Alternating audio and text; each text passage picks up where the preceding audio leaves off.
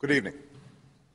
Tonight, I can report to the American people and to the world that the United States has conducted an operation that killed Osama Bin Laden, the leader of al-Qaeda, and a terrorist who's responsible for the murder of thousands of innocent men, women, and children.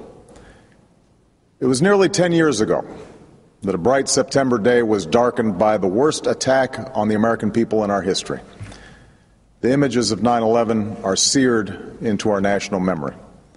Hijacked planes cutting through a cloudless September sky, the Twin Towers collapsing to the ground, black smoke billowing up from the Pentagon, the wreckage of Flight 93 in Shanksville, Pennsylvania, where the actions of heroic citizens saved even more heartbreak and destruction. And yet we know that the worst images are those that were unseen to the world. The empty seat at the dinner table, children who were forced to grow up without their mother or their father, parents who would never know the feeling of their child's embrace, nearly 3,000 citizens taken from us, leaving a gaping hole in our hearts. On September 11th, 2001, in our time of grief, the American people came together. We offered our neighbors a hand, and we offered the wounded our blood. We reaffirmed our ties to each other and our love of community and country. On that day, no matter where we came from, what God we prayed to, or what race or ethnicity we were united as one American family. We were also united in our resolve to protect our nation and to bring those who committed this vicious attack to justice. We quickly learned that the 9/11 attacks were carried out by al-Qaeda, an organization headed by Osama Bin Laden, which had openly declared war on the United States and was committed to killing innocents in our country and around the globe. And so we went to war against al-Qaeda to protect our citizens, our friends, and our allies. Over the last 10 years, thanks to the tireless and heroic work of our military and our counterterrorism professionals, we've made great strides in that effort. We've disrupted terrorist attacks and strengthened our homeland defense. In Afghanistan, we removed the Taliban government, which had given bin Laden and al-Qaeda safe haven and support. And around the globe, we worked with our friends and allies to capture or kill scores of al-Qaeda terrorists, including several who were a part of the 9/11 plot. Yet Osama bin Laden avoided capture and escaped across the Afghan border into Pakistan. Meanwhile, al-Qaeda continued to operate from along that border and operate through its affiliates across the world. And so shortly after taking office, I directed Leon Panetta, the director of the CIA, to make the killing or capture of bin Laden the top priority of our war against al-Qaeda, even as we continued our broader efforts to disrupt, dismantle, and defeat his network. Then, last August, after years of painstaking work by our intelligence community, I was briefed on a possible lead to bin Laden. It was far from certain, and it took many months to run this thread to ground. I met repeatedly with my national security team as we developed more information about the possibility that we had located bin Laden hiding within a compound deep inside Pakistan. And finally, last week, I determined that we had enough intelligence to take action and authorized an operation to get Osama bin Laden and bring him to justice. Today, at my direction, the United States launched a targeted operation against that compound in Abbottabad, Pakistan. A small team of Americans carried out the operation with extraordinary courage and capability. No Americans were harmed. They took care to avoid civilian casualties. After a firefight, they killed Osama bin Laden and took custody of his body. For over 2 decades, bin Laden has been al-Qaeda's leader and symbol, and has continued to plot attacks against our country and our friends and allies.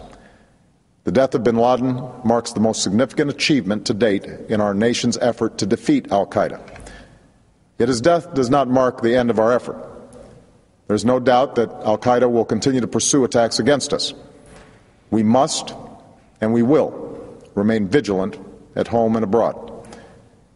As we do, we must also reaffirm that the United States is not and never will be at war with Islam.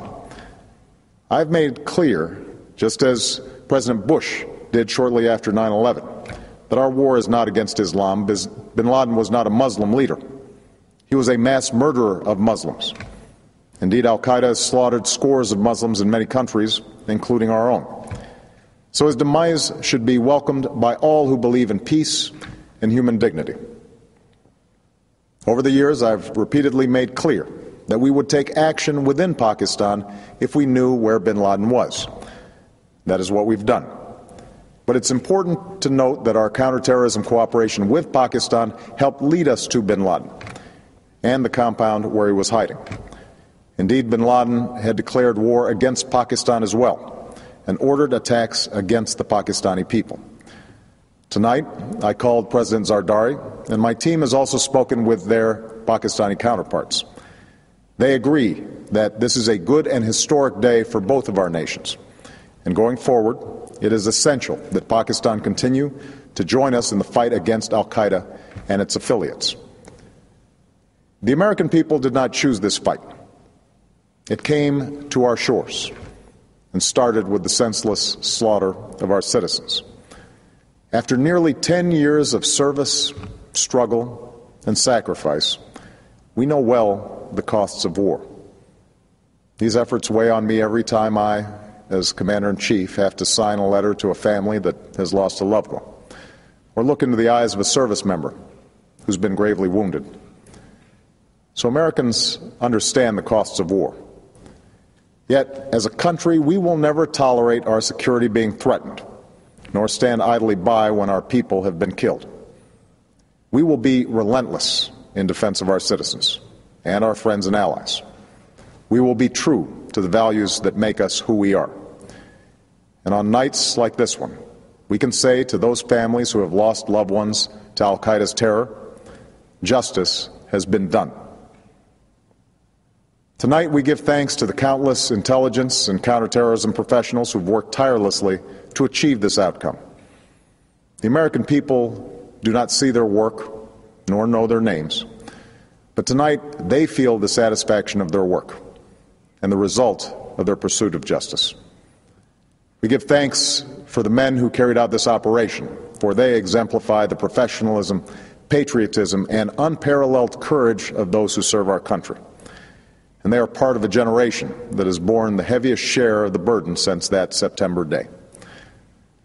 Finally, let me say to the families who lost loved ones on 9/11 that we have never forgotten your loss, nor wavered in our commitment to see that we do whatever it takes to prevent another attack on our shores.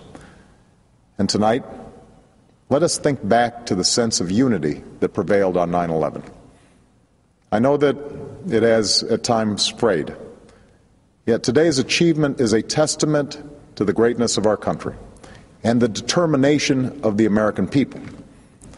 The cause of securing our country is not complete, but tonight we are once again reminded that America can do whatever we set our mind to. That is the story of our history. Whether it's the pursuit of prosperity for our people or the struggle for equality for all our citizens, our commitment to stand up for our values abroad, and our sacrifices to make the world a safer place. Let us remember that we can do these things not just because of wealth or power, but because of who we are. One nation, under God, indivisible, with liberty and justice for all. Thank you. May God bless you. And may God bless the United States of America.